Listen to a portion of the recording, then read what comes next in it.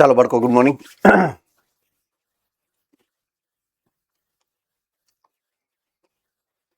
Okay, આજે શરૂઆત મેં અલગ રીતે તમારી સામે ટેક્સ્ટ બુક ખુલ્લી રાખી અને કરેલી છે.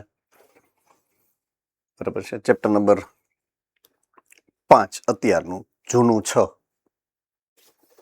રાઈટ. તો એની અંદર ટેક્સ્ટ બુકની અંદર જે મટીરિયલ તમને મળેલું છે, જે શેર કરેલું છે, કે સૌથી પહેલા ડીએનએ છે. ટૂંકમાં આપણે પહોંચ્યા ક્યાં છીએ, શું તમે કર્યું છે, એ બધું તમને પહેલા સમજાવી દઉં છું, રાઈટ. તો પોલીન્યુક્લિયોટાઇડની શૃંખલા કેમ બને એ બધી માહિતી અહીંયા શેર કરેલી છે, આ બધી જ. બરાબર છે. પછી આરએનએ, મિશરની શોધ, વોટસન ને ક્રિકનું મોડેલ, બરાબર છે. ડીએનએની બેવડી કુંતલની આખી જે વાત છે એ અહીંયા સમજાવી છે. કઈ રીતે બેવડું કુંતલ બને, 3 પ્રાઇમ 5 પ્રાઇમ બેવડી શૃંખલા જે એન્ટી પેરેલલ એટલે કે પ્રતિ સમાંતર ગોઠવણી દર્શાવે, આ બધી જ અહીંયા વાત તમને સમજાવેલી છે. બરાબર છે. સેન્ટ્રલ ડોગમાં મધ્યસ્થ પ્રણાલીની વાત આપણે ઘણીવાર સમજી છે. ઓકે, હવે વાત આવશે અહીંયા પેકેજિંગની વાત, જે આપણે ભૂતકાળમાં વાત કરેલી હતી એ પ્રમાણે. બીડ્સ ઓન એ સ્ટ્રિંગ એટલે કે દોરીમાં પરોવેલ મણકાનું જે મોડેલ રજૂ કરેલું છે એની વાત અહીંયા સમજાવી છે.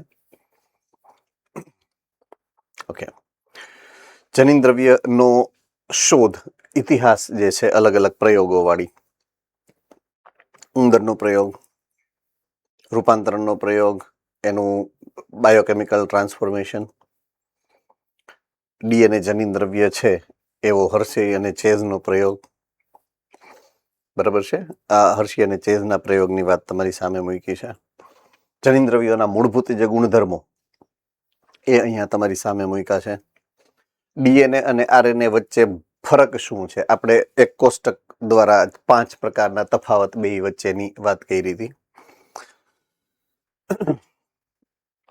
ઓકે, ડીએનએ શું કામ વધારે યોગ્ય છે, આરએનએ શું કામ ઓછું યોગ્ય છે, એની ચર્ચા અહીંયા મૂકી છે.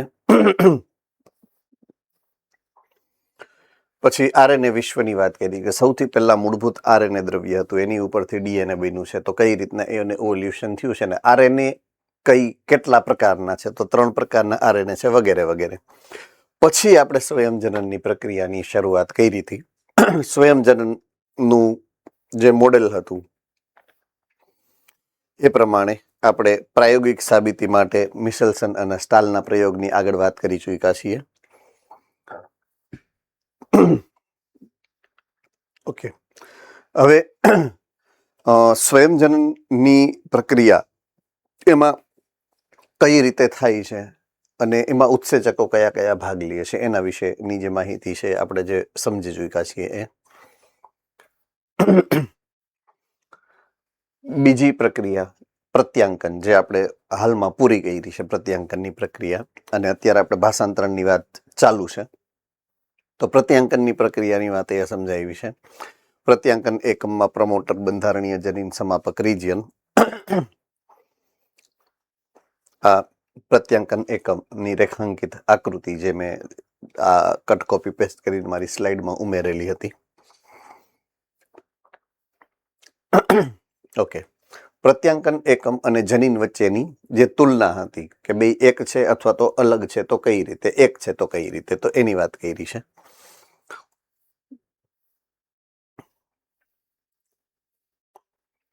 ઓકે, આરએનએના પ્રકારો અને પ્રત્યાંકનમાં એનો ફાળો.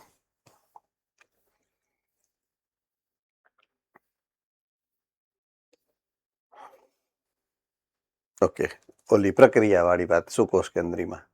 આદિકોષ કેન્દ્રીમાં કોઈ પ્રક્રિયા જોવા નથી મળતી, ડાયરેક્ટ પ્રત્યાંકન થાય છે. બરાબર છે. આ આકૃતિ પણ તમને મેં સ્લાઇડમાં સમજાવી હતી. જ્યારે સુકોષ કેન્દ્રી કોષની અંદર પ્રક્રિયા થાય ત્યારે પ્રત્યાંકન થાય ત્યારે એમને સ્પ્લાઇસિંગની પ્રક્રિયામાંથી પસાર થવું પડે, કેપિંગની પ્રક્રિયામાંથી પસાર થવું પડે, ટેલિંગની પ્રક્રિયામાંથી પસાર થવું પડે. આપણે જે સમજ્યા છીએ એ અહીંયા આપેલું છે. ઓકે,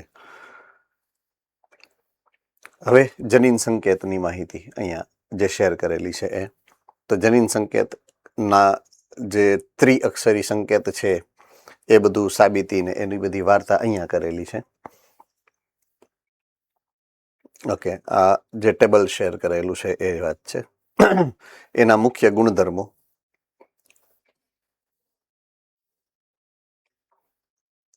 હવે જનીન સંકેત ના અને આગળના ચેપ્ટર વિકૃતિ એની વચ્ચેનો સંબંધ જે આપણે લગભગ પરમ દિવસ વાત કરી હતી, મને યાદ છે ત્યાં સુધી, આગલા દિવસે, બરાબર છે. આ કઈ રીતે એમાં શું કહેવાય ઉમેરો અથવા તો લોપ થવાની ઘટના બને, ફ્રેમ શિફ્ટ મ્યુટેશન થાય, ક્યારે અર્થ સભર થાય, ક્યારે અર્થનો અનર્થ કરી નાખે, એની વાત આપણે કઈ રીતે એ. ઓકે, ટીઆરએનએ જે અનુકૂલકારક તરીકે કઈ રીતે કામ કરે એ વાત, ભાષાંતરણ અને ભાષાંતરણની પ્રક્રિયા હવે આપણે શીખવાની છે. એટલે અહીંયા સુધી આપણે પહોંચ્યા છીએ. તો ભાષાંતરણ જે છે અત્યારે આ જગ્યાએ આપણે પહોંચ્યા છીએ, બરાબર છે. આ પ્રક્રિયા હવે આપણે 1 by 1 સ્ટેપ વાઇઝ શીખીએ છીએ. ઓકે,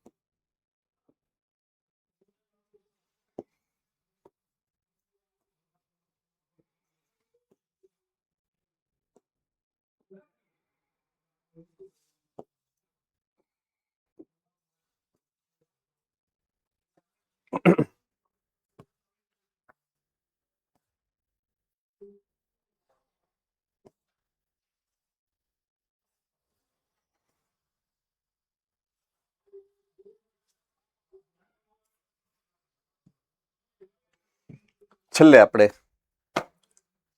ભાષાંતરણ એકમની ચર્ચા જે કરી છે, બરાબર છે. અહીંયાથી હવે એક સ્ટેપ આગળ હું વધું છું કે ભાષાંતરણની જે પ્રક્રિયા છે એ પ્રક્રિયાના જે 3 મુખ્ય તબક્કાઓ છે, મેં કીધું કટ કોપી પેસ્ટ આવશે, જે તમે પ્રત્યાંકનના 3 તબક્કા ભણ્યા છો, ઓલમોસ્ટ એ જ 3 તબક્કાઓ, એ જ નામ છે. તો ભાષાંતરણની પ્રક્રિયાની જ્યારે હું વાત કરીશ તો ભાષાંતરણની પ્રક્રિયાનો પહેલો તબક્કો છે એ તબક્કાનું નામ છે પ્રારંભ અથવા તો ઇનિશિએશન.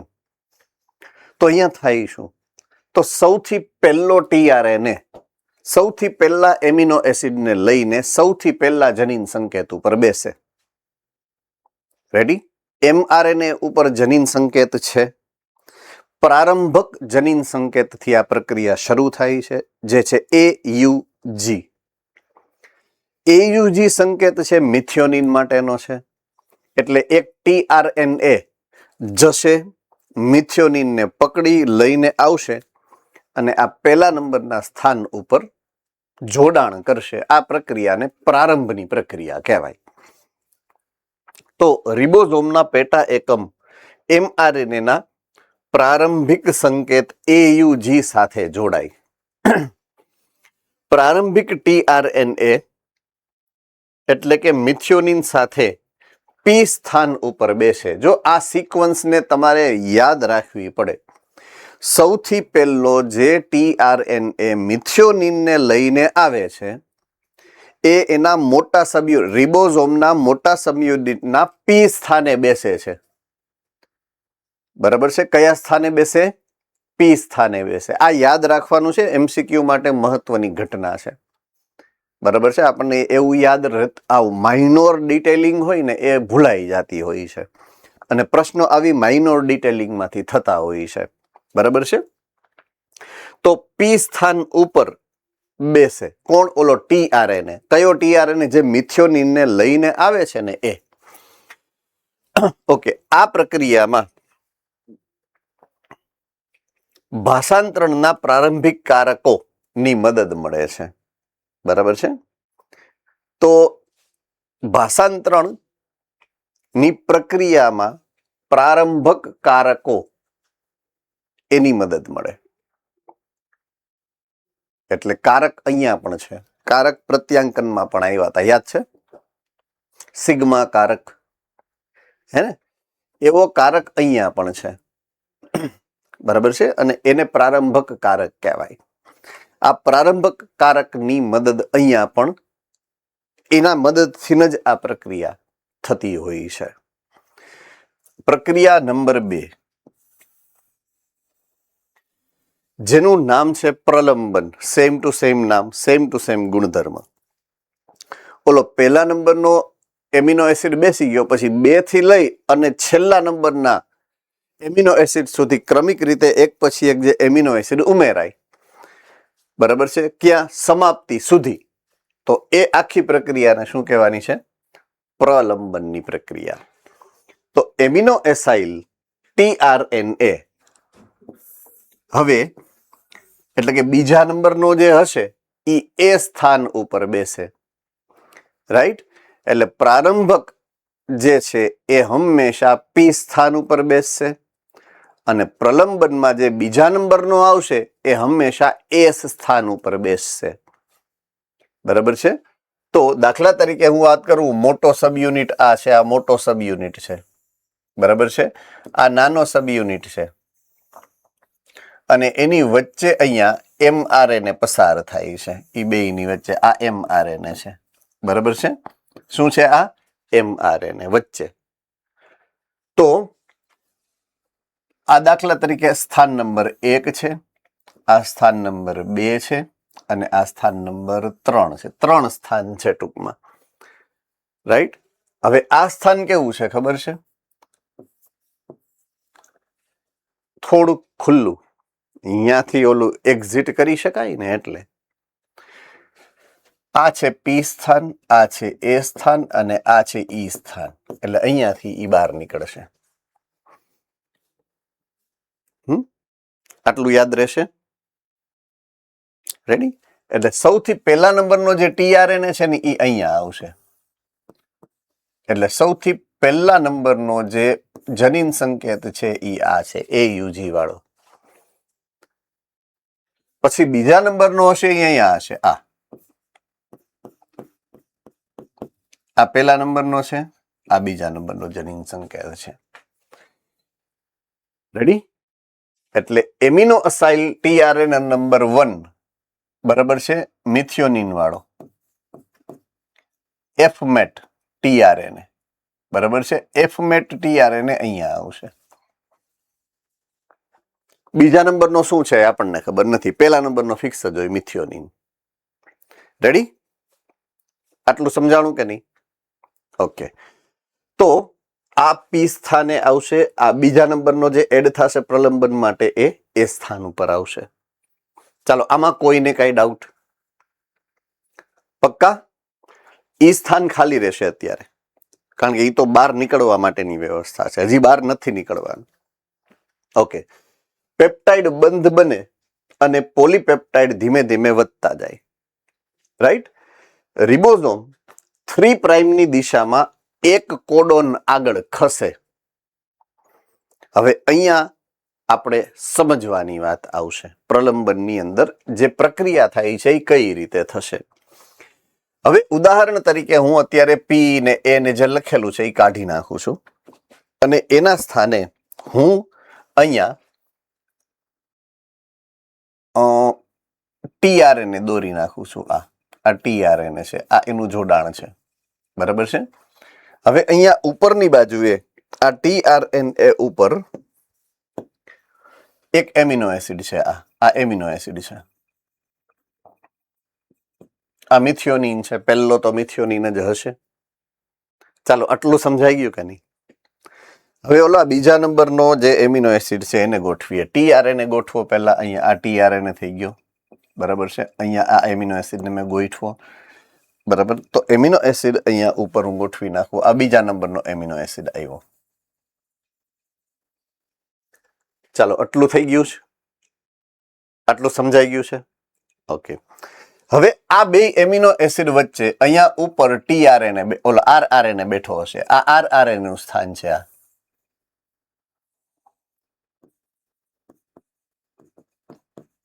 એટલે એ શું કરશે? આ બે વચ્ચે બંધ બનાવી દેશે. આ બંધનું નામ છે પેપ્ટાઇડ બંધ. શું છે? પેપ્ટાઇડ બંધ. પેપ્ટાઇડ બંધ બને પછી એને આ નીચેથી આ ટીઆરએનએ પકડવાની જરૂર નથી, એટલે અહીંયાથી આ નીકળી જાય. આમ બરાબર છે. હવે એને અહીંયા નીચેથી પકડવાની જરૂરિયાત નથી, એટલે ઈ ટીઆરએનએ અહીંયાથી છૂટો પડી ગયો છે.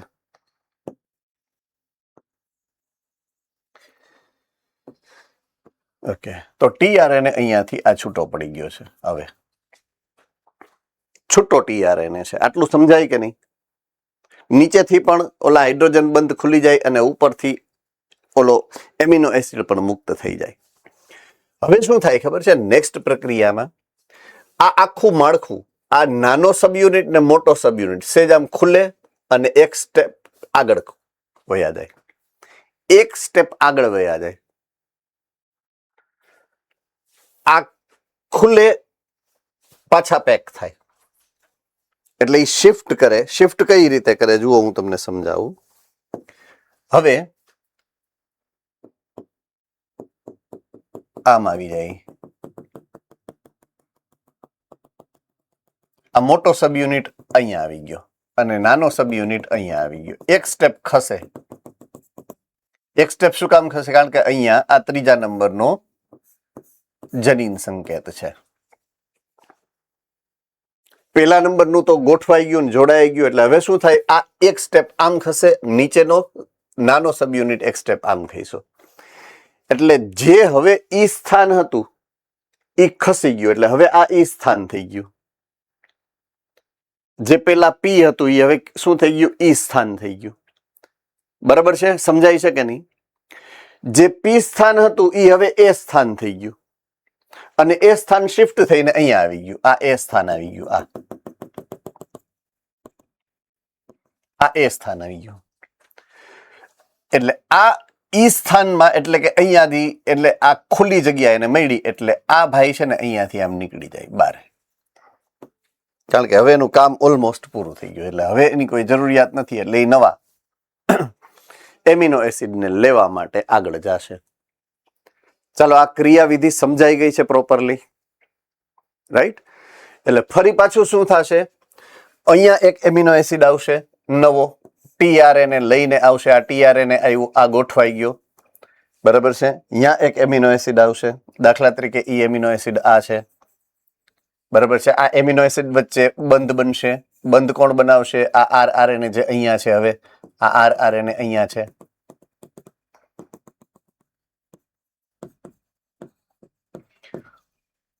ઈ શું કરશે? આની વચ્ચે બંધ બનાવશે. બંધ બનાવે એટલે હવે આ ભાઈનો વારો આવ્યો, જે અહીંયાથી નીકળી જશે. બરાબર છે? તો અહીંયાથી આ ભાઈ છૂટા પડી અને એ બી હવે અહીંયાથી નીકળી જાય. પછી શું થાય? પછી આ એક સ્ટેપ પાછો આમ થશે. એટલે એક પછી એક રાઇબોઝોમ એના બંને સબ યુનિટ એક એક સ્થાન, જનીન સંકેતના એક એક સ્થાન તરફ ખસતા જાય. ખસવાની દિશા કઈ છે? અગેઇન 5 પ્રાઇમ થી 3 પ્રાઇમ તરફ જાય. એટલે 3 પ્રાઇમ ની દિશામાં એક એક જનીન સંકેત ટપતા જાય. ચાલો, બધાના મગજમાં કમ્પ્લીટલી આ ક્રિયાવિધિ સમજાઈ ગઈ છે, હે ને? ઓકે, કોઈ સેન્ટરમાં કોઈને કઈ ડાઉટ છે? ખાલી એક નાની એવી લાઈન જ આપેલી છે તમને.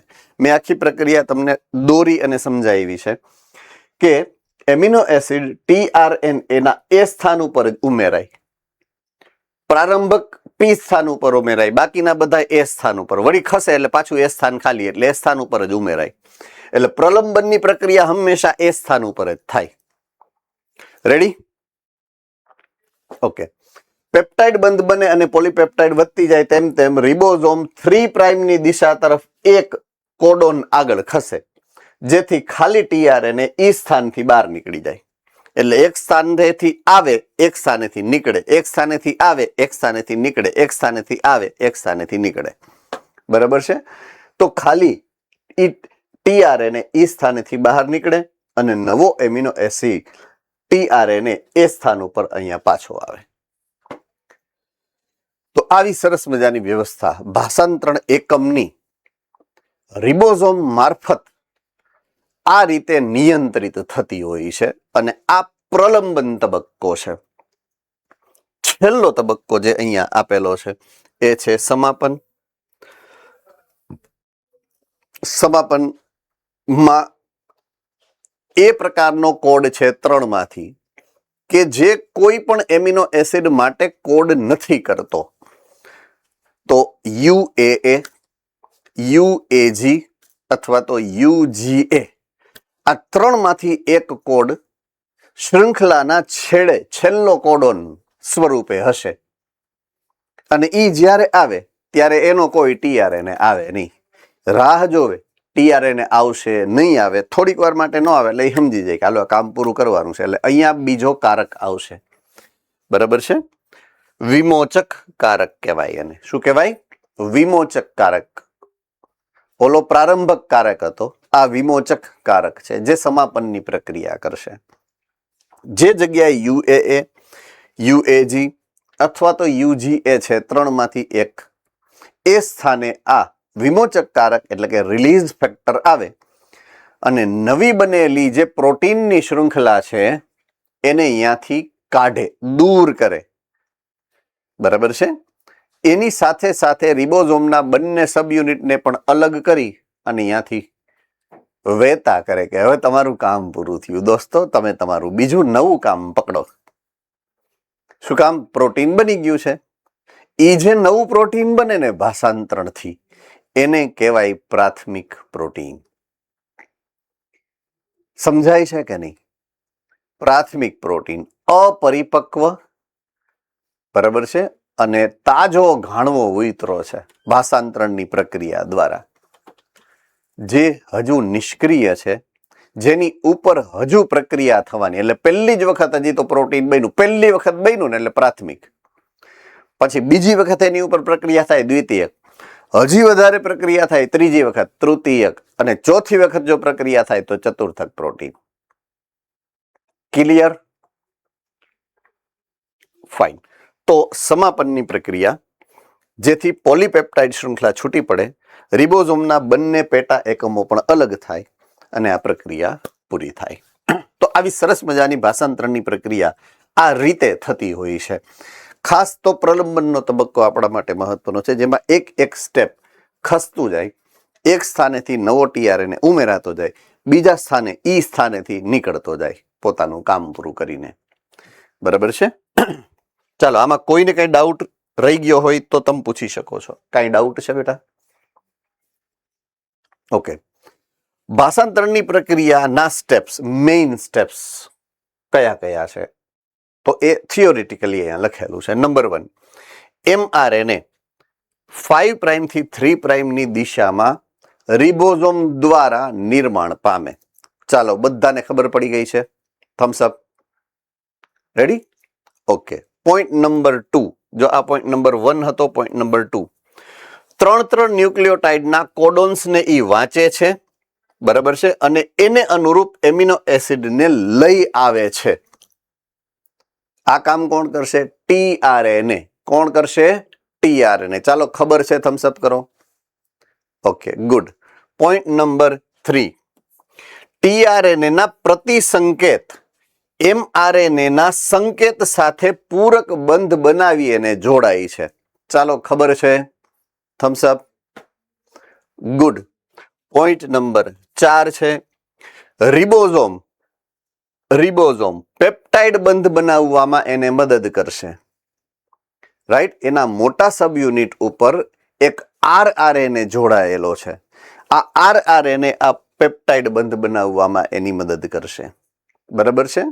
હા, જો ઈ આદિકોષ કેન્દ્રીય હશે ને તો ઈ પોતે જ ઉત્સેચક તરીકે કામ કરશે.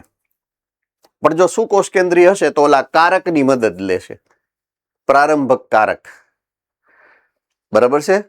અને વિમોચક કારક, ત્યાં કારક દ્વારા એ કામ કરાવશે. ક્લિયર થઈ ગઈ વાત આખી? Yes or no? Good. Next, આ પ્રક્રિયા સમાપ્તિ સંકેત ન આવે ત્યાં સુધી ચાલુ રહે.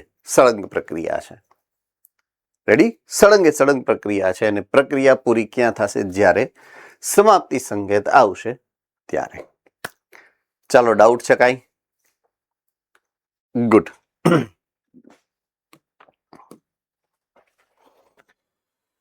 હવે એક સરસ મજાની વાત, આપણે નવો પોઈન્ટ, જે જનીન અભિવ્યક્તિ એટલે કે પ્રોટીન સંશ્લેષણ કરવું કે ન કરવું. કારણ કે જનીન અભિવ્યક્તિ જ્યારે હું બોલીશ ને, જો આ જનીન અભિવ્યક્તિ શબ્દનો અર્થ થોડોક આપણા સમજૂતીથી આપણે તરત બોલીએ એના સમજૂતી કરતા થોડોક મોટો છે. DNA એટલે કે જનીન,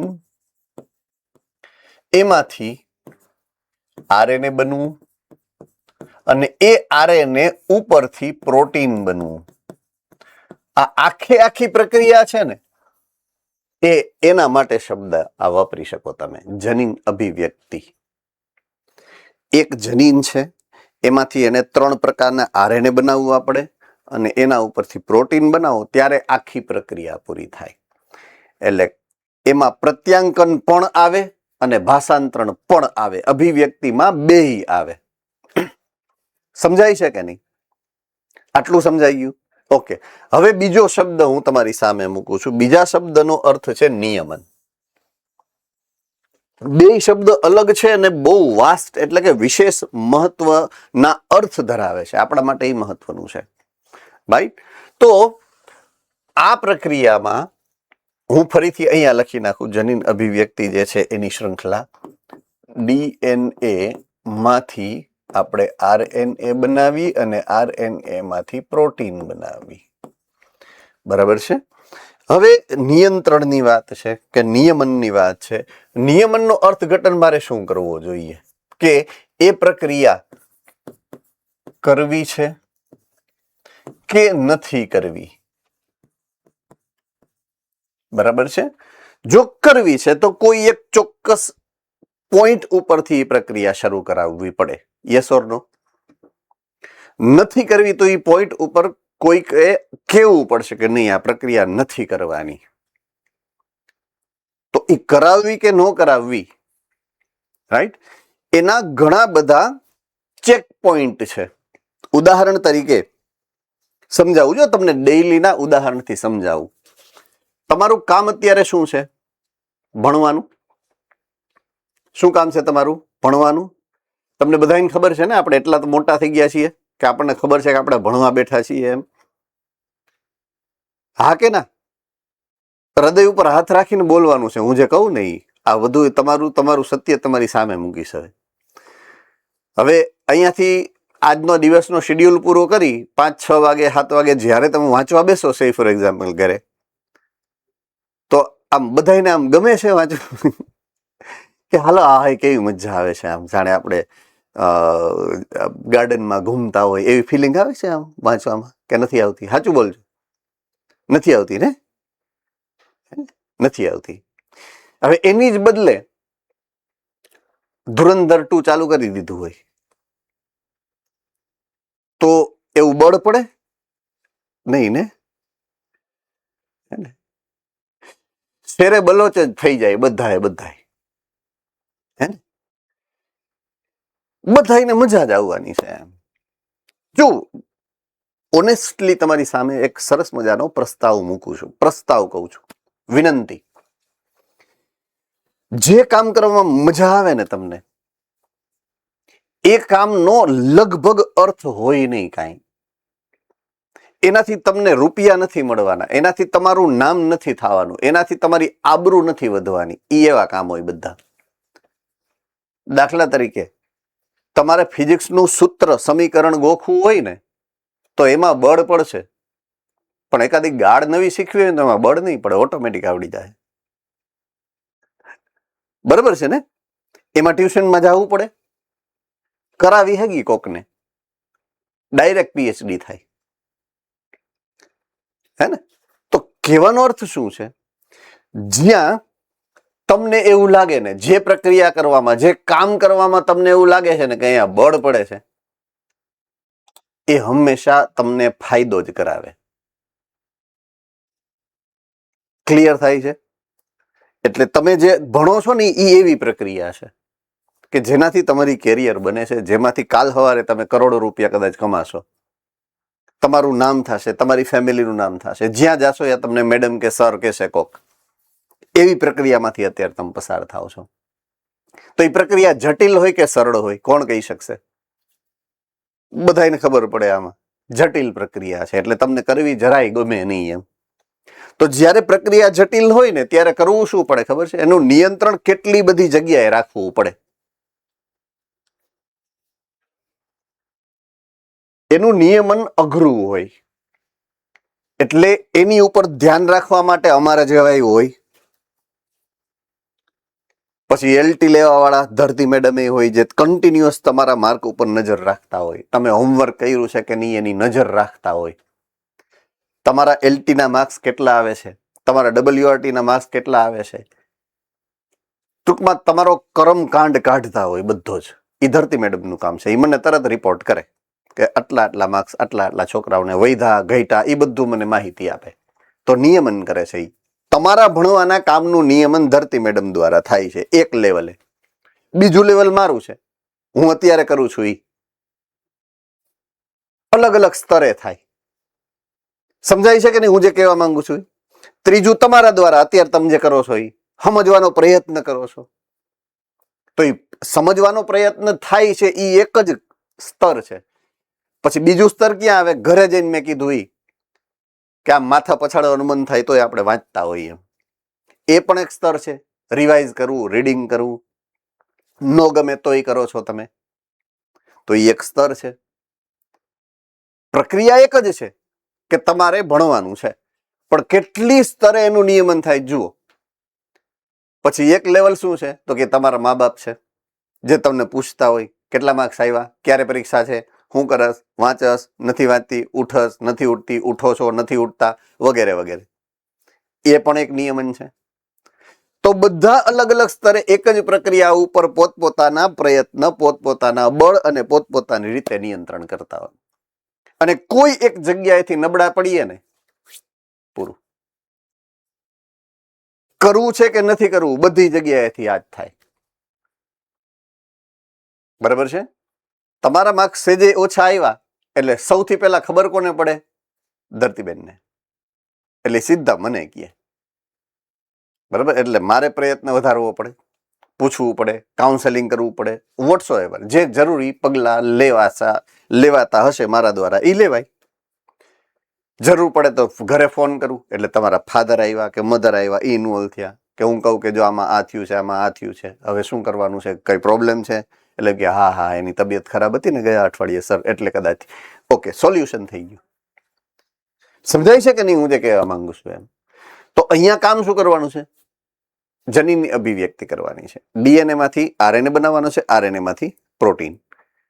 પણ મને પ્રોટીન બનાવતા આવડે એટલે 24 કલાક મારે પ્રોટીન બનાવવાનું એવું હોય નહીં ને? હા કે ના? એવું નહીં ને? મને ગાળો બોલતા આવડે એટલે મારે ગાળો બોલવાની એવું હોય નહીં. એવું નથી કરવાનું, નિયંત્રણ રાખવાનું છે. તો ધેટ્સ નિયંત્રણ, ધેટ ઇઝ નિયમન. કઈ પ્રક્રિયા ક્યારે કરવી અને ક્યારે નથી કરવા દેવાનું એ પણ નિયંત્રણ છે. કરવા દેવી છે તો એને પોઝિટિવ કહેવાય, કરવા નથી દેવી એને નેગેટિવ કહેવાય.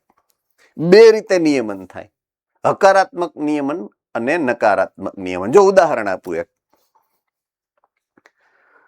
ગ્લુકોઝની હાજરી, પોઈન્ટ સમજજો. રુધિરની અંદર ગ્લુકોઝની, વધારાના ગ્લુકોઝની હાજરી હોય તો ઇન્સ્યુલિનનું પ્રમાણ વધે, હા કે ના? ગ્લુકેગોનનું પ્રમાણ ઘટે, હા કે ના? એકની ઉપર એની પોઝિટિવ અસર થઈ, એકની ઉપર એની નેગેટિવ અસર થઈ. એક પોઝિટિવ નિયંત્રણ છે, એક નેગેટિવ નિયંત્રણ છે. ઇઝીલી સમજાઈ ગયું કે નહીં ઉદાહરણથી?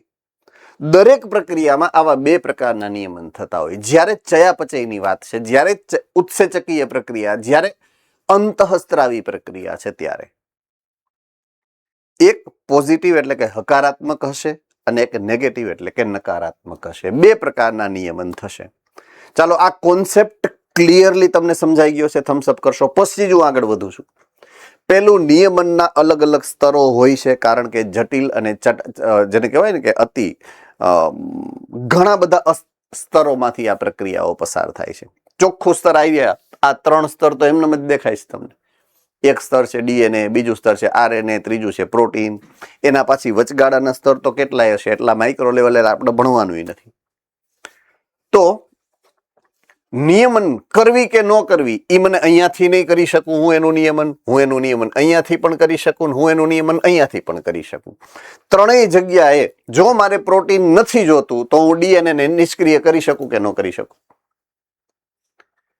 જે પ્રોટીન મારે દાખલા તરીકે HCl હાઇડ્રોક્લોરિક એસિડનું સંશ્લેષણને સ્ત્રાવ કરી શકે એવા જનીન મારે અહીંયા જરૂર નથી. એટલે હું શું કરું, એના ડીએનએ ને મેં નિષ્ક્રિય કરી નાખ્યા. યુક્રોમેટિનને હિટ્રોક્રોમેટિનમાં ફેરવી નાખ્યું. થમ્સઅપ કરો જોઈએ. તો હું આ સ્તરે નિયંત્રણ કરી શકું કે નહીં અભિવ્યક્તિનું? હા કે ના? ઓકે. ક્યારેક કેટલા બધા પ્રકારના આરએનએ બનતા હોય. આરએનએ બનવાની પ્રક્રિયા, આરએનએ નિષ્ક્રિય બને, સક્રિય બને, નિષ્ક્રિય બને એમાંથી સક્રિય બને.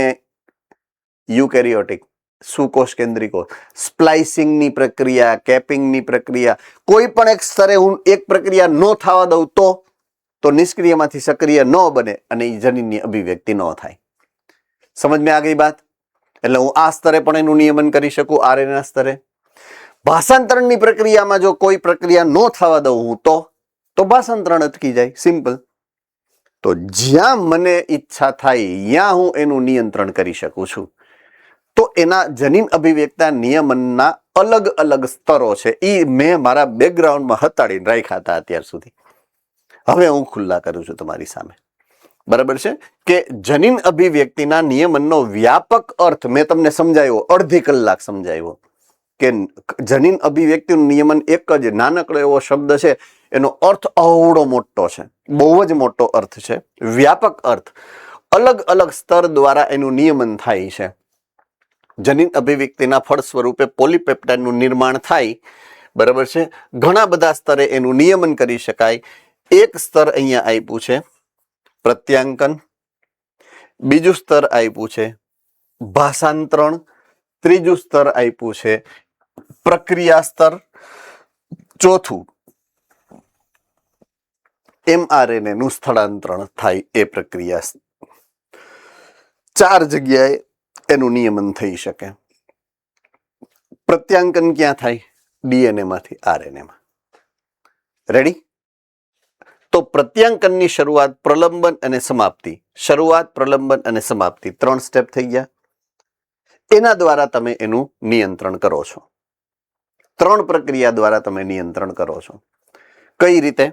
શરૂઆત એક કારક દ્વારા થાય, સિગ્મા કારક. તો સિગ્મા કારક આવે તો થાય, સિગ્મા કારક નો આવે ન થાય. ડન છે? બીજું પ્રલંબન. પ્રલંબન કામ કોનું છે? RNA polymerase.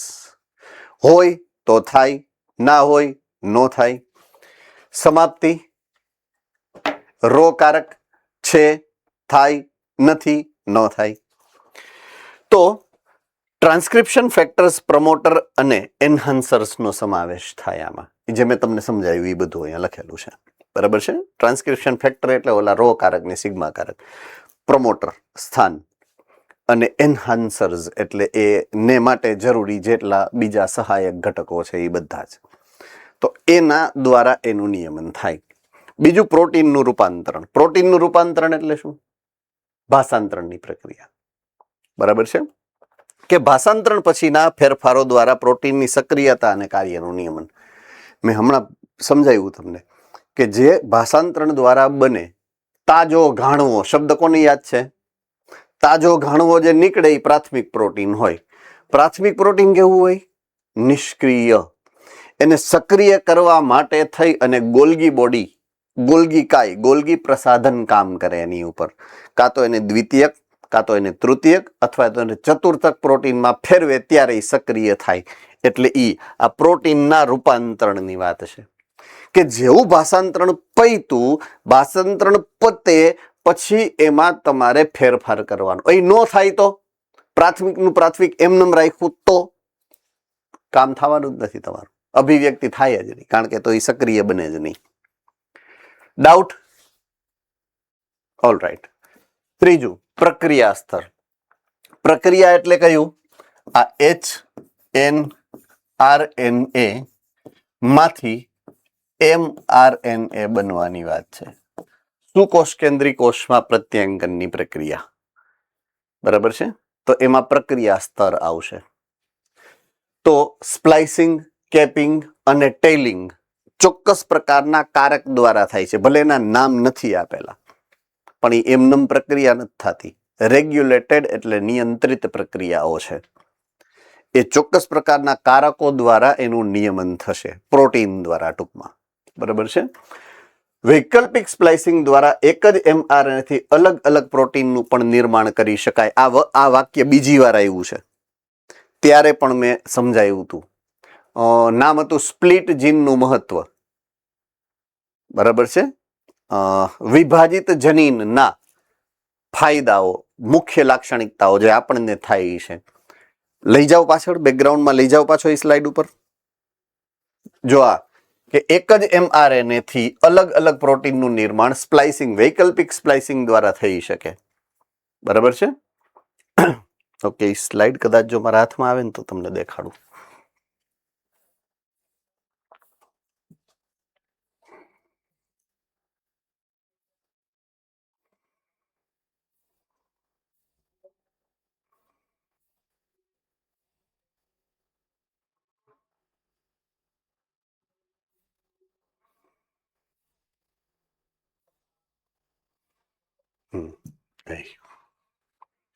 આ જ્યારે મેં સમજાવ્યું હતું ત્યારે કે જનીન વ્યવસ્થાનું મહત્વ. કઈ જનીન વ્યવસ્થા છે? વિભાજિત જનીનની વ્યવસ્થા, બરાબર છે?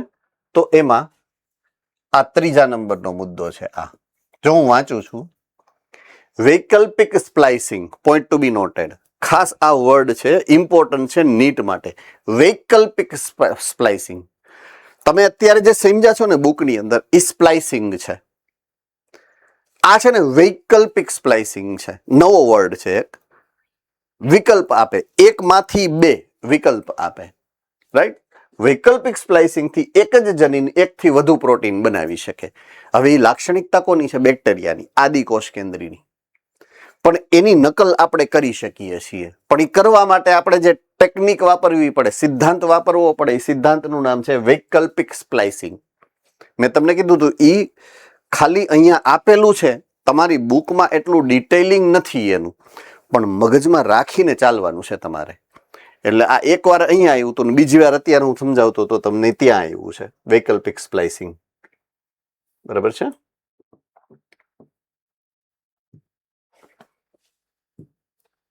યસ. તો આ વૈકલ્પિક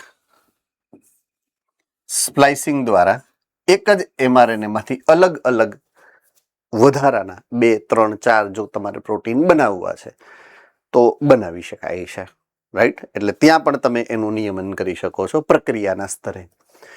અને mRNA સ્થળાંતરણનું સ્તર, આ એક રહી ગયો તો ભાષાંતરણનું સ્તર. હવે mRNA નું સ્થળાંતરણ, એક પોઈન્ટ મેં આગળ ભણાવ્યો હતો કે આ સુકોષ કેન્દ્રી કોષ છે, એનું આ કોષ કેન્દ્ર છે. કોષ કેન્દ્રની અંદર આ ડીએનએ છે. ડીએનએ ઉપરથી આ mRNA બને છે. ડીએનએ ઉપરથી આ mRNA બને છે. ઈ mRNA અહીંયા જે રિબોઝોમ છે એ રિબોઝોમ ઉપર લઈ જવો પડે. રેડી છે? યસ ઓર નો? તો એ સ્થળાંતરણ કરવો પડે. જો સ્થળાંતરણ થાય તો પ્રત્યાંકન, સોરી, ભાષાંતરણ થાય. જો સ્થળાંતરણ ન થાય, ન કરવા દે આપણે, હાલ નથી કરવા દેવું, તો એમ કોઈ એક એવો ઉત્સેચક આવી જાય કે ન કરવા દે સ્થળાંતરણ, નથી કરવું, પ્રોટીન નથી જોતું આપણે, તો એ નિયંત્રણ થયું કહેવાય કે નહીં? તો એ શું છે? સ્થળાંતરણ ની સ્તરે આપણે એનું નિયમન કર્યું કહેવાય. તો mRNA સ્થળાંતરણના સ્તરે કોષ કેન્દ્રમાંથી કોષ રસમાં mRNA સ્થળાંતરણનું નિયમન કેટલાક mRNA કોષ રસમાં જતા અટકાવી દઈએ આપણે, જો જરૂર ના હોય તો કે નહીં હવે નથી જવું, બસ પૂરું થઈ, પછી એનું વિઘટન થઈ જાય આપમેળે. ડન છે. લાસ્ટ છે ભાષાંતરણનું સ્તર. તો ભાષાંતરણનો પ્રારંભ, પ્રલંબન, સંપ અને સમાપ્તિ. ત્યાં પણ કારકો છે.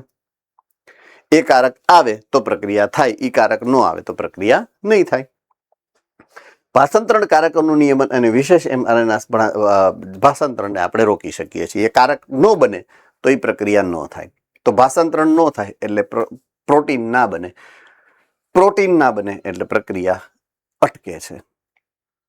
ચાલો, આમાં કોઈને કાંઈ ન સમજાણું હોય એવો મુદ્દો હોય તો કહી શકો છો તમે. પક્કા? ઓકે.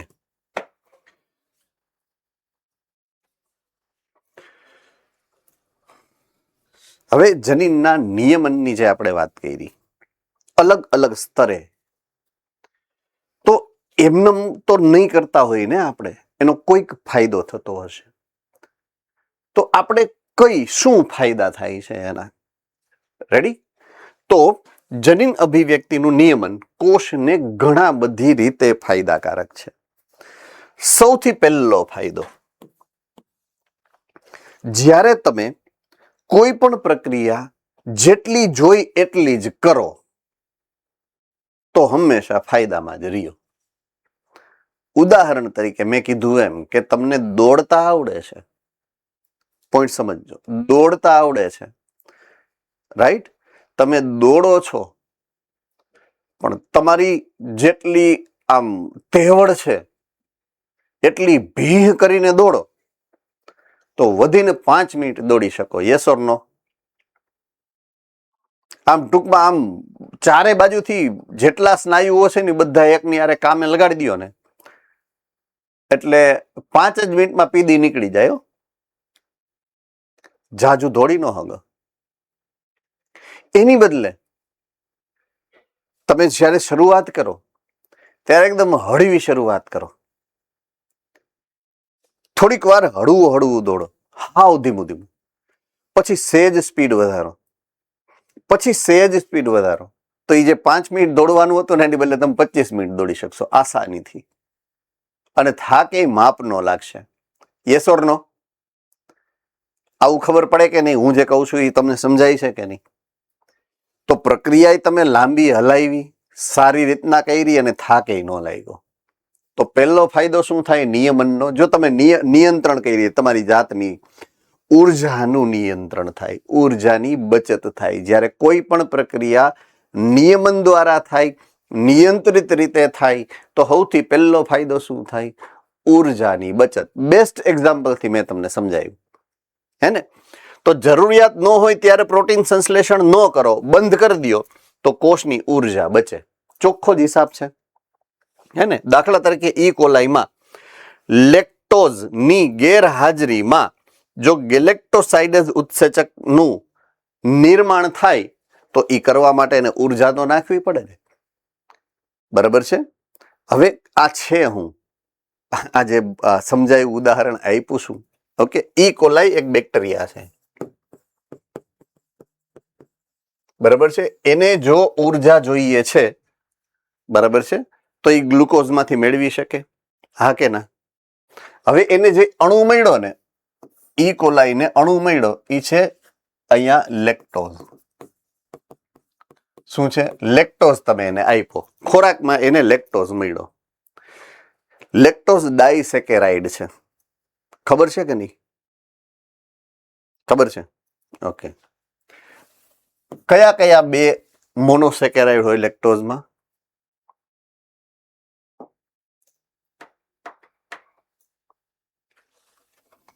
કઈ વાંધો નહીં, ગ્લુકોઝ પ્લસ ગેલેક્ટોઝ.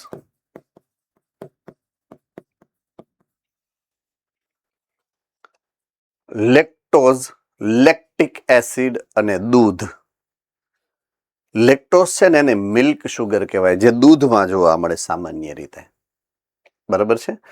અને એમાં ઈ જે ડાયસેકેરાઇડ છે એના જે બે મુખ્ય મોનોસેકેરાઇડ છે એટલે ગ્લુકોઝ અને ગેલેક્ટોઝ છે. શું છે? ગ્લુકોઝ અને ગેલેક્ટોઝ છે. તો ઈ કોલાઈ ને જો તમે લેક્ટોઝ આપો, જો ગ્લુકોઝ આપી દો સીધે સીધું તો એને કાંઈ જોતું જ નથી. પણ જો તમે લેક્ટોઝ આપ્યો તો એને શું કરવું પડે? પહેલા લેક્ટોઝમાંથી ગ્લુકોઝ અને ગેલેક્ટોઝ અલગ કરવા પડે. એટલે કોઈ ચોક્કસ પ્રકારની રાસાયણિકની ચયાપચયની પ્રક્રિયામાંથી પસાર થવું પડે ને, ત્યારે એને ગ્લુકોઝ મળે. યસ ઓર નો?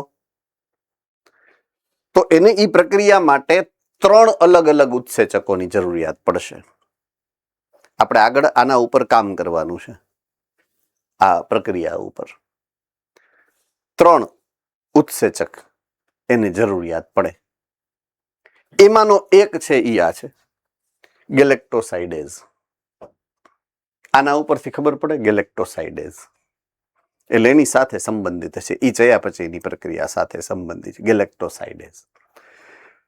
પણ તમે એને લેક્ટોઝ આપો તો ને, લેક્ટોઝ તમે આપતા જ નથી, ગ્લુકોઝ આપી દો છો સીધે સીધો, તો એને ક્યાં એની જરૂર છે? તો શું કામ ઈ ટાઈમ બગાડે? શું કામ ઈ ઉર્જા બગાડે? હવે સમજમાં આવી વાત પૂરી? હે ને? તો ત્યારે એની જરૂરિયાત નથી. એટલે પહેલો ફાયદો એ થાય, જરૂરિયાત હોય તો ઈ કામ કરાવો, જરૂરિયાત નથી ઈ કામ ન કરાવો. નિયંત્રણ છે. તો ઈ તમને એક ફાયદો થાય. ફાયદો નંબર 2, એનાથી તમે કોષ વિભેદન કરાવી શકો.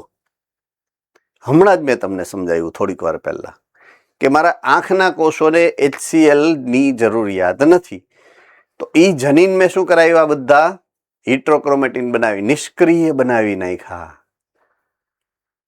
તો જ્યારે ચોક્કસ પ્રકારના જનીનોને તમે ચોક્કસ પ્રકારના કોષની અંદર નિયંત્રિત કરી દો, હિટ્રોક્રોમેટિનમાં રૂપાંતરિત કરી દો, તો એ કોષ ચોક્કસ પ્રકારના લક્ષણો દર્શાવશે, ચોક્કસ પ્રકારના લક્ષણો નહીં દર્શાવે. તો એને તો વિભેદન કહેવાય દોસ્ત.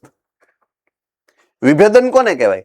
કોઈ કોષ છે એ ચોક્કસ પ્રકારના લક્ષણો દર્શાવશે અને ચોક્કસ પ્રકારના લક્ષણો નહીં દર્શાવે, એને તો વિભેદન કહેવાય કે આ કામ તાર કરવાનું છે ને આ કામ તાર નથી કરવાનું.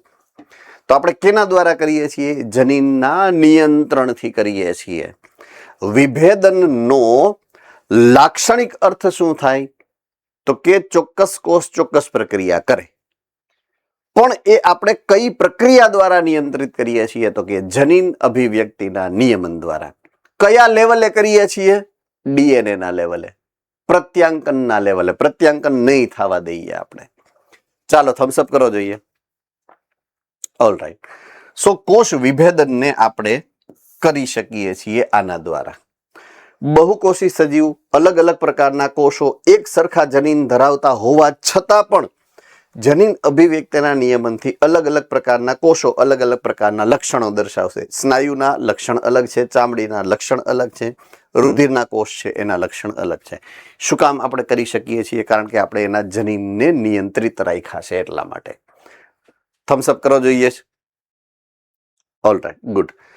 અને લાસ્ટ, સૌથી મોટું, આપણે પર્યાવરણ પ્રત્યે અનુકૂલન દર્શાવી શકીએ છીએ આના દ્વારા. જો આપણા બધાયના ચામડીના કોષ પાસે એક જનીન એવું છે સક્રિય કે જે મેલેનિન બનાવી શકે, પણ જ્યારે જરૂર પડે ત્યારે એને કહેવાય નિયમન. જો જરૂર હશે તો એ બને છે, જરૂરિયાત નથી બનતું નથી. જરૂર ક્યારે હોય? જ્યારે તમે તડકામાં જાઓ છો. તડકામાં જાવ એટલે સૂર્યપ્રકાશ તમારી ચામડી ઉપર પડે છે. સૂર્યપ્રકાશના અમુક તરંગ લંબાઈના વિકિરણો ચામડીના કોષોને ચીરી અંદર જઈ શકે છે. જો એને નથી જવા દેવા તો મેલેનિન એની અંદર બની જાય. એ મેલેનિન એને રોકી લે. થમ્સઅપ કરો જોઈએ, હું જે કહું છું એ સમજાય તો મેલેનિન બનાવવા માટે એક જરૂરી છે કે તમારે બહાર તડકામાં જવું પડે, અથવા તો તમારી ચામડી તડકામાં એક્સપોઝ થવી જોઈએ. રાઈટ? પણ આપણે દાખલા તરીકે જે કપડાં પહેરેલા હોય એ કપડાને કારણે સૂર્યપ્રકાશ ચામડી ઉપર પડવાનો જ નથી. મેં તમને ઉદાહરણ આપ્યું હતું, આવી ગયું, યાદ આવી ગયું?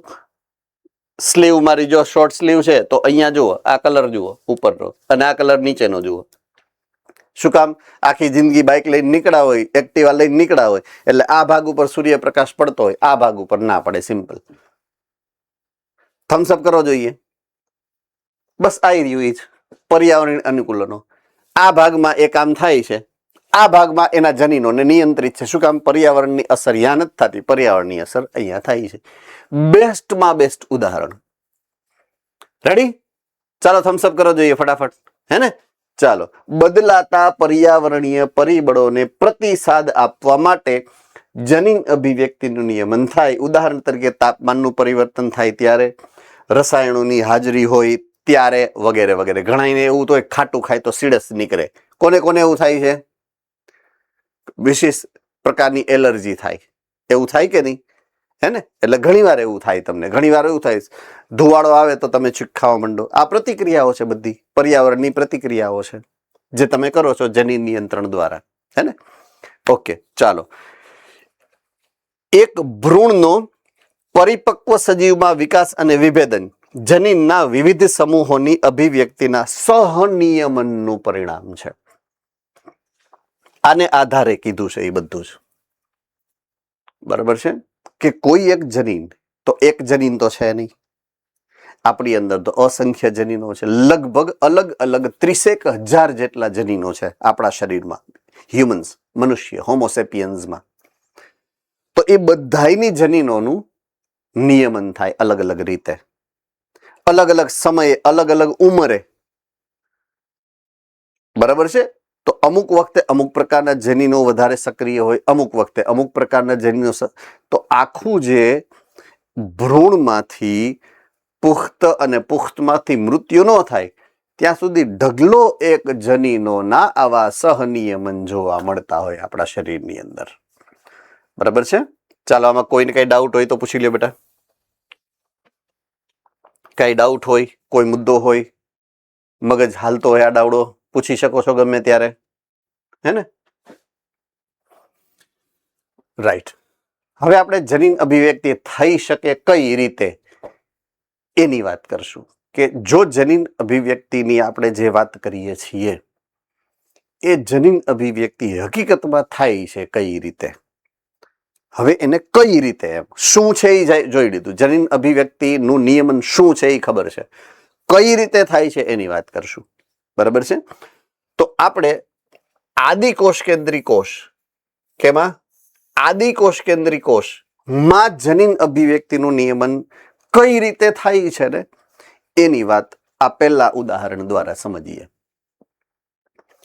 તો એક બેક્ટેરિયા છે જેનું નામ છે ઈ કોલાઈ. શું નામ છે? ઈ કોલાઈ. બેક્ટેરિયા જેવા કે આદિકોષ કેન્દ્રી કોઈ પણ લ્યો તમે, કોઈ પણ બેક્ટેરિયા લ્યો, જનીન અભિવ્યક્તિનું નિયમન મુખ્યત્વે આ સ્તરે થાય છે. ઉચ્ચ કક્ષાના સજીવોમાં જનીનના સ્તરે થાય અને નિમ્ન કક્ષાના સજીવોમાં પ્રત્યાંગન સ્તરે નિયમન થાય. આટલું સમજાય? મેં તમને આપણું જે ઉદાહરણ આપ્યું હતું જનીન સ્તરે કીધું હતું. બરાબર છે? કે વિભેદન છે એ જનીનના સ્તરે થાય. હિટ્રોક્રોમેટિન કે યુક્રોમેટિન તમે બનાવો તો આપણું મોટા ભાગના જનીનોનું નિયમન ડીએનએ સ્તરે થાય છે, પ્રત્યાંકનના સ્તરે થાય છે. પણ પ્રત્યાંકન થાય કે ન થાય, પ્રત્યાંકનના જે એકમો છે એના સ્તરે આદિકોષ કેન્દ્રી અને એની ઉપર એટલે કે ડીએનએ ના સ્તરે હિટ્રોક્રોમેટિન બનાવવું કે યુક્રોમેટિન બનાવવું એ ઉચ્ચ કક્ષાના સજીવોમાં નિયમનનું સ્તર છે. એટલે એ એક ખાસ મુદ્દો યાદ રાખશું આપણે. બરાબર છે? ઓકે. તો બેક્ટેરિયા જેવા આદિકોષ કેન્દ્રીમાં જનીન અભિવ્યક્તિનું નિયમન પ્રત્યાંકન સ્તરે થાય. ઓકે. નિયામક પ્રોટીન અને નિયામકી અનુક્રમો, આ એક મુદ્દો એવો હતો કે જે અગાઉ એક જગ્યાએ તમને યાદી અપાવી અને છોડી દીધો હતો. અને એ જે પોઈન્ટ આપણે ભણ્યા હતા એનું નામ છે પ્રત્યાંકન એકમ. બરાબર છે? પ્રત્યાંકન એકમ જ્યારે ભણ્યા ત્યારે પ્રમોટર, પછી બંધારણીય જનીન અને સમાપક, આ 3 સ્તરની વાત હતી. એ સમયે એક પોઈન્ટ મેં તમને એક્સ્ટ્રા એડિશનલ વધારાનો એવો સમજાવ્યો હતો કે પ્રમોટર છે ને એ નિયામકી જનીનનો ભાગ છે. યાદ આવી ગયું? એ જે નિયામકી જનીન શબ્દ વાપરો હતો એની વાત હવે અહીંયા આવી. એ આ છે નિયામક પ્રોટીન.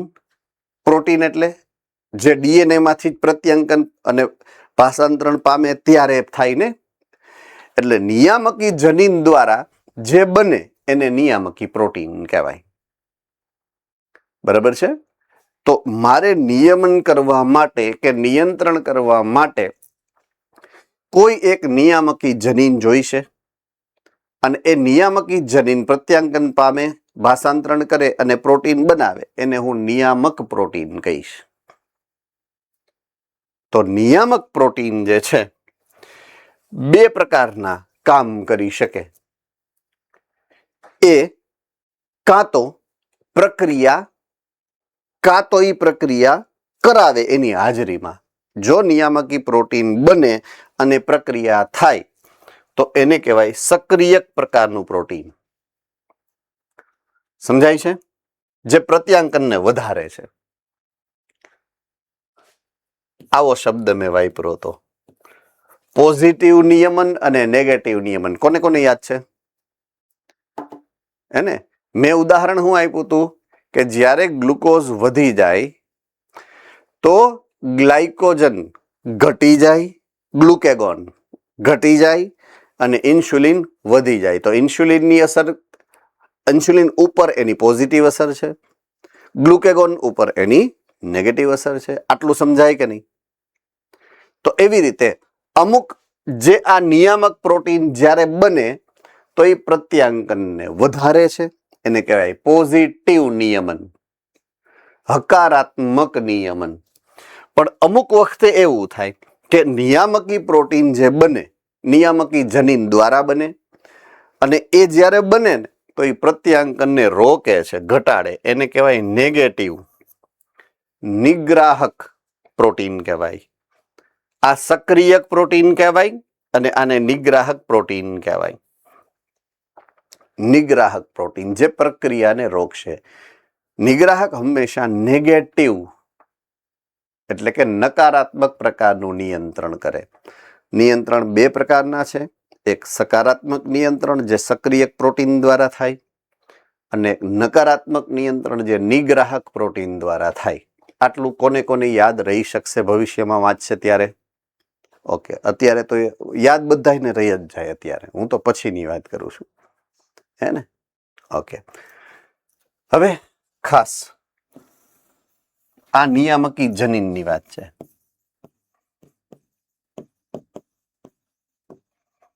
આ પ્રોટીનની વાત સમજાવી, આ જનીનની વાત છે કે જ્યારે હું નિયામકી જનીનની વાત કરીશ, જનીન એટલે અનુક્રમ કહું. અનુક્રમ કેના હોય? ન્યુક્લિક એસિડ, ન્યુક્લિયોટાઇડના અનુક્રમ. તો એટલા માટે મારે લખવું પડ્યું નિયામકી જનીનની વાત છે. તો ડીએનએ ના અનુક્રમો કે જે જનીન અભિવ્યક્તિનું નિયમન કરે એના ત્રણ મુખ્ય ભાગ છે. પેલા ભાગને તો ઓળખો છો તમે, પ્રમોટર વિસ્તાર. કોને કોને નામ યાદ છે? રાઈટ, મેં શું કીધું તું? નિયામકી જનીનનો એક ભાગ છે પ્રમોટર, મતલબ બીજા ભાગો પણ છે. તો ભાગ નંબર 2 ઓપરેટર. આપણી ગુજરાતીની બુકમાં ઓપરેટર જ લખ્યું છે, આમાં ભલે ગુજરાતી કરીને પ્રચાલક એવું લખ્યું છે, પણ આપણે એને ઓપરેટર જ કહીએ. ઓપરેટર, બરાબર છે? હવે ઇંગ્લિશમાં લખેલું છે તો આપણે કઈ વાંધો નથી. એક પ્રમોટર છે, એક ઓપરેટર છે, બરાબર છે? ઓકે. ત્રીજું એન્હાન્સર અથવા તો સાયલેન્સર, બરાબર છે? હવે એ ભાગ આપણી બુકની અંદર લખેલો નથી, બરાબર છે? આ એક વધારાનો ભાગ છે જે બુકમાં લખેલ નથી પણ મેં અહીંયા લીધો છે સ્લાઇડમાં એડિશનલી વધારાનો. તો એ છે સાયલેન્સર, કે જે નિગ્રાહક પ્રોટીન કે સક્રિયક પ્રોટીન જે બને છે, આ પ્રોટીન બને એને એનું જોડાણ સ્થાન છે, એ જગ્યાએ જોડાય. ક્લિયર થઈ ગઈ વાત, હે ને? તો આ નિયામકી જનીનના આ ત્રણ ભાગ છે. આપણી બુકની અંદર બે ભાગ આપેલા છે, બરાબર, પ્રમોટર અને ઓપરેટર સ્થાન. પણ આ જોડાણવાળું એન્હાન્સર કે સાયલેન્સર વાળું સ્થાન છે એ આપેલ નથી, ખાલી એટલો જ મેટર છે, એટલે તમને કોઈ પૂછવાનું નથી, એ એક્સ્ટ્રા છે. આદિકોષ કેન્દ્રીમાં સંબંધિત જનીનોના સમૂહ એક સાથે નિયંત્રિત કરવા માટે, કારણ કે આ 3 થયા ને, 1 2 3, હવે આ તો એક જ સિંગલ જનીન થયું. હવે આદિકોષ કેન્દ્રી છે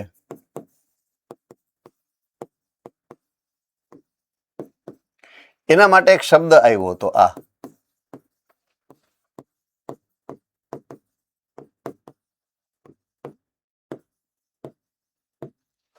કોને યાદ છે? પોલિસિસ્ટ્રોનિક જનીન. ઓકે, કોને યાદ નથી પોલિસિસ્ટ્રોનિક જનીન? મતલબ બધાને યાદ છે, હું ગમે એને પૂછીશ એટલે તમને આવડતું હશે ને પોલિસિસ્ટ્રોનિક નો અર્થ?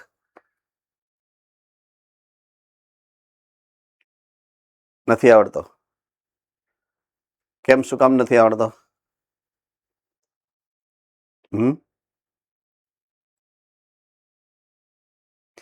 પ્રત્યાંકન સ્તર, પ્રત્યાંકન એકમ, એ વખતે આવેલો આ મુદ્દો છે.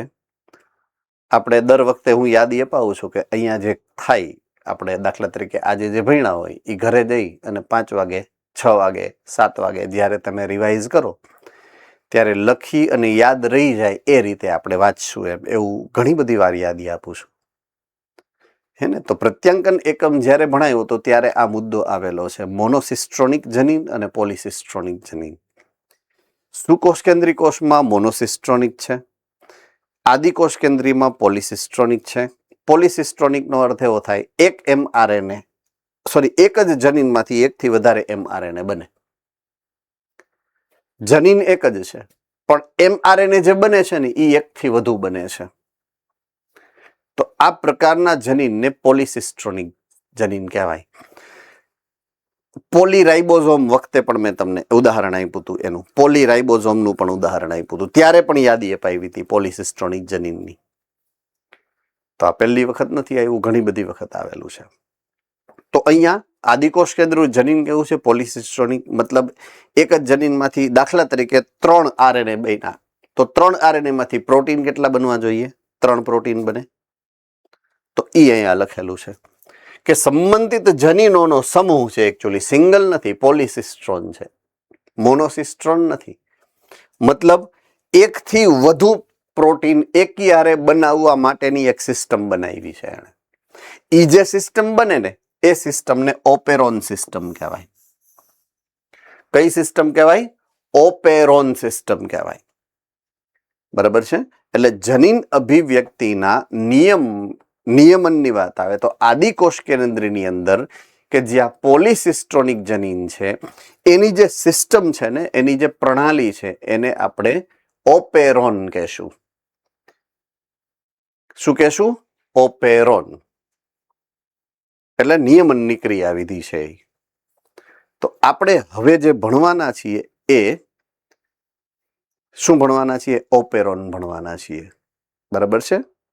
જનીન અભિવ્યક્તિના નિયમનમાં આપણે હવે વાત કરશું ઓપેરોનની. આગળ આજે નહીં, આજે ઓલરેડી તમારો સમય પૂરો થઈ ગયો છે. એટલે નેક્સ્ટ જે આપણે મુદ્દો ભણવાનો છે ઓપેરોન વ્યવસ્થાથી આપણે આગળ વાત આવતીકાલે વધારશું. ફાઇન, તો ચાલો આજનું કામ પૂરું કરીએ. Thank you very much.